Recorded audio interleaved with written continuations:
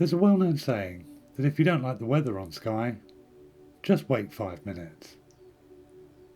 Well, on some days, you can also add that if you don't like the sunshine, just go up into the Cuillin mountains. And that's exactly what it was going to be like on this day. I started my walk up the west slopes of the Cuillin under blue skies, with only light cloud just brushing the tops of the mountains. But as I climbed higher, the moisture-laden air coming in from the Atlantic hit the Cuillin and created clouds out of an almost clear blue sky. And the mood of the day changed from light and carefree to brooding and angry. So I stopped and grabbed my camera, because the clouds were amazing, and I didn't know which way the weather was going to go. Having got a shot, I've still got plenty of climbing to do to get up to the corrie that's my final destination. So I get my gear together and start walking, as the cloud looms over the mountains again.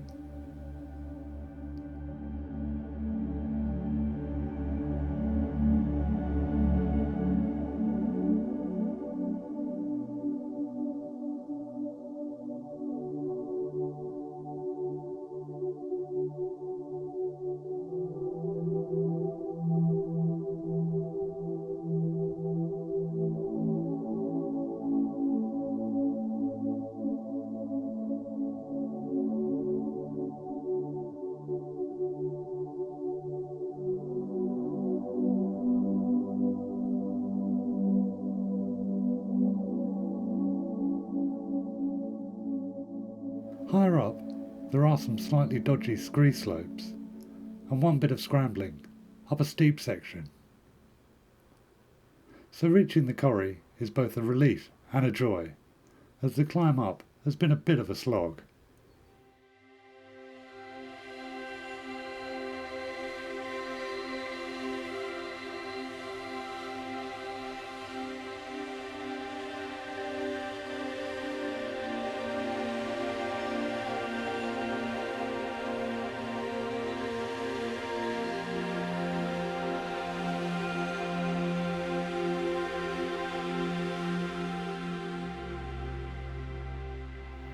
But the location is amazing.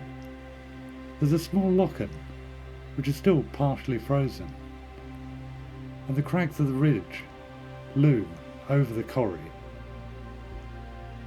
But almost as soon as I arrive, the cloud descends, making it almost impossible to see beyond the lochen. Now these types of conditions can go either way. If the cloud drops, say 100 metres below the top of the ridge, the whole corrie will be shrouded in mist, and I won't get any shots. But if it lifts too much, the mood and the drama will vanish along with the cloud, so it's up to the weather gods as to whether I get any shots today.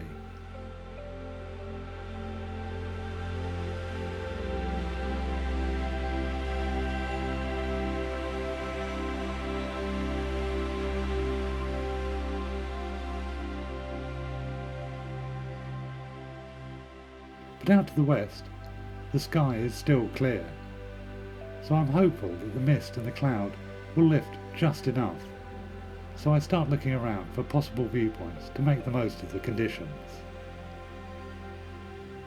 I explore various viewpoints close to the lochen, and I get a few shots that are okay, but they don't really capture the immense grandeur of the location, because I'm just too close to the lochen and I can't really see the ridge.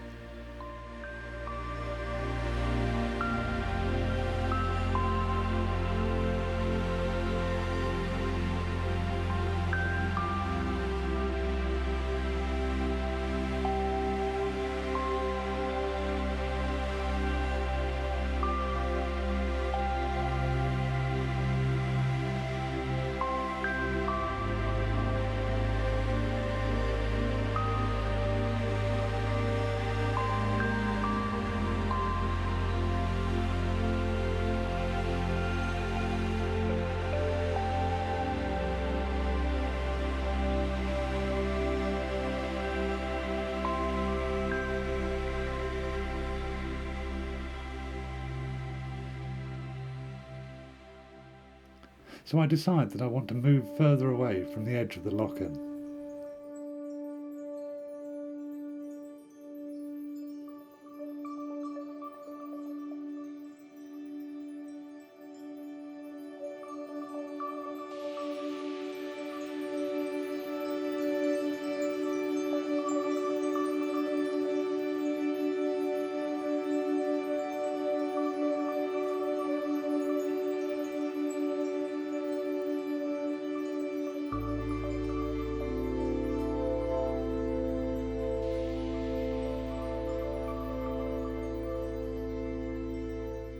But even with a 12mm lens on my little Fuji X-T20 camera, it isn't really wide enough to capture the lochen and the surrounding ridge in one image. So from this viewpoint, several metres away from the lochen, I decide to shoot a stitched panoramic. And with the cloud lifting just enough to see parts of the ridge and even a little bit of blue sky, I need to work quite quickly. So I shoot a series of horizontal images using the 12mm lens with the intention of stitching them together. But I find that I can't include quite as much of the foreground and the ridge as I would like, and especially because I'm probably going to need to crop this in post-production. So I switched to shooting vertical images. Now, even though I'm going to have to crop out some of the foreground, I think this will make a much more successful composition. Now luckily the cloud stays just at the top of the mountains, adding a little bit of dramatic atmosphere, and there's still a touch of blue sky, but I can see the craggy, rocky ridge looming over the corrie. Now these are conditions that I could only have dreamt of when I started the walk under blue skies. But after around 30 minutes of amazing cloud, it decides to descend again, obscuring the ridge and almost all of the corrie. So I decide to pack up and make my way back down the mountain, happy in the knowledge that I've witnessed and hopefully captured this stunning location at its dramatic best.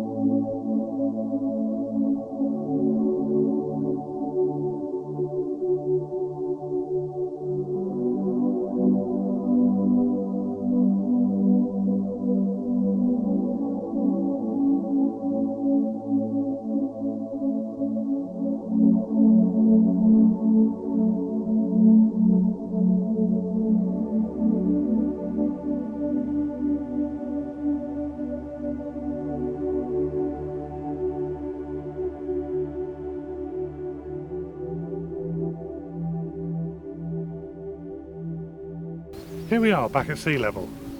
Now those were truly amazing conditions, and hopefully I managed to capture some of the drama up in the corrie. I hope you've enjoyed the video, and if you have, please join me again when we'll be on Skye or somewhere else in the Highlands taking landscape photos. Take care and see you later.